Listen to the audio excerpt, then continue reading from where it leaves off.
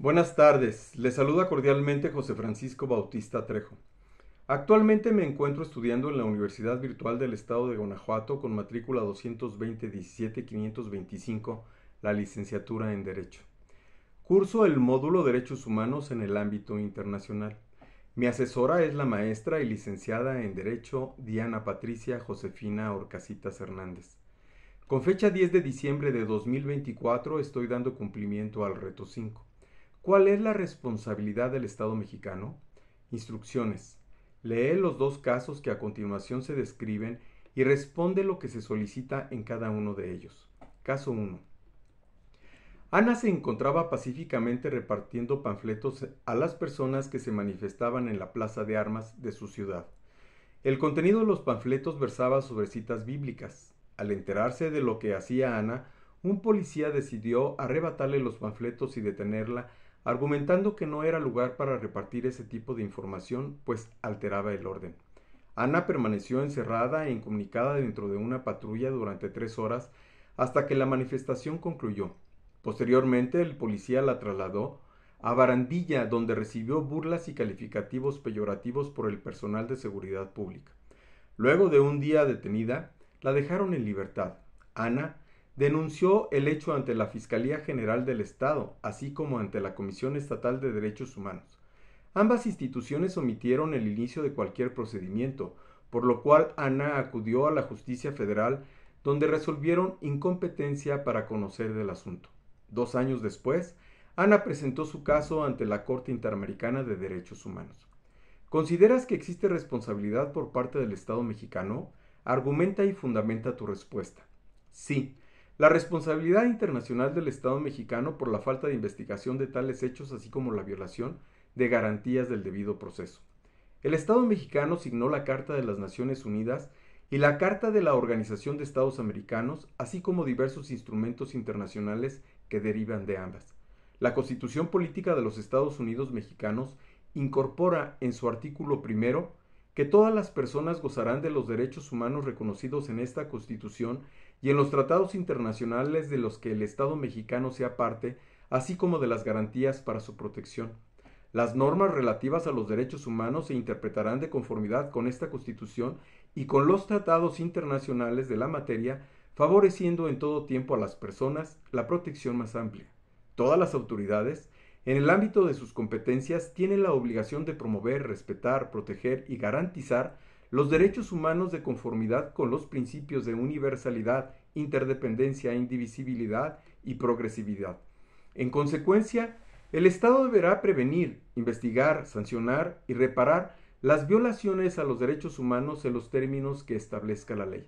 Queda prohibida toda discriminación motivada por origen étnico o nacional, el género, la edad, las discapacidades, la condición social, las condiciones de salud, la religión. En consecuencia, el Estado no respetó la aplicación constitucional, entre otros, de los siguientes artículos. Artículo sexto. La manifestación de las ideas no será objeto de ninguna inquisición judicial o administrativa. Artículo 14. Nadie podrá ser privado de la libertad o de sus propiedades, posesiones o derechos, sino mediante juicio seguido ante los tribunales previamente establecidos. Artículo 17. Menciona que toda persona tiene derecho a que se le administre justicia por tribunales que estarán expeditos para impartirla en los plazos y términos que fijen las leyes. Artículo 24. Toda persona tiene derecho a la libertad de convicciones éticas, de conciencia y de religión, y a tener o adoptar, en su caso, la de su agrado. En lo que se refiere a la Convención Americana sobre Derechos Humanos suscrita en la Conferencia Especializada Interamericana sobre Derechos Humanos en San José de Costa Rica en noviembre de 1969, llamada Pacto de San José, dentro de otros se incumplió con lo siguiente: artículo 1, obligación de respetar los derechos; artículo 2, deber de adoptar disposiciones de derecho interno; artículo 5, derecho a la integridad personal. Toda persona tiene derecho a que se respete su integridad física, psíquica y moral. Nadie debe ser sometido a torturas ni a penas o tratos crueles, inhumanos o degradantes. Artículo 7. Derecho a la libertad personal. Toda persona tiene derecho a la libertad y a la seguridad personal. Nadie puede ser privado de su libertad física salvo por las causas y en las condiciones fijadas de antemano por la Constitución política de los Estados parte o por las leyes dictadas conforme a ellos. Nadie puede ser sometido a detención o encarcelamiento arbitrario.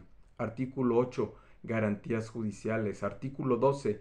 Libertad de conciencia y de religión. Artículo 13. Libertad de pensamiento y de expresión. Artículo 24. Igualdad ante la ley. Artículo 26. Protección judicial.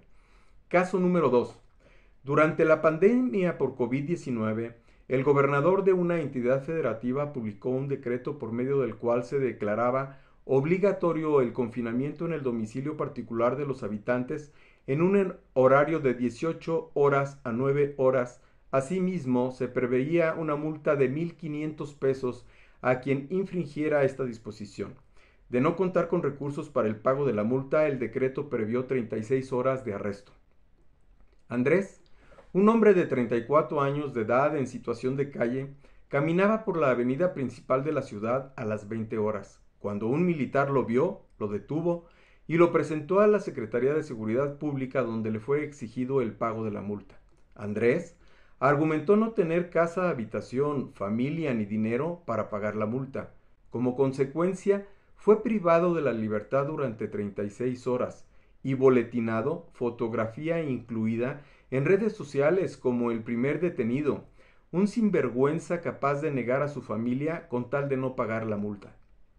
Derivado de lo anterior, fue localizado por una asociación civil a través de la cual se planteó su caso en jurisdicción militar y ordinaria hasta ponerse de conocimiento de la Corte Interamericana de Derechos Humanos.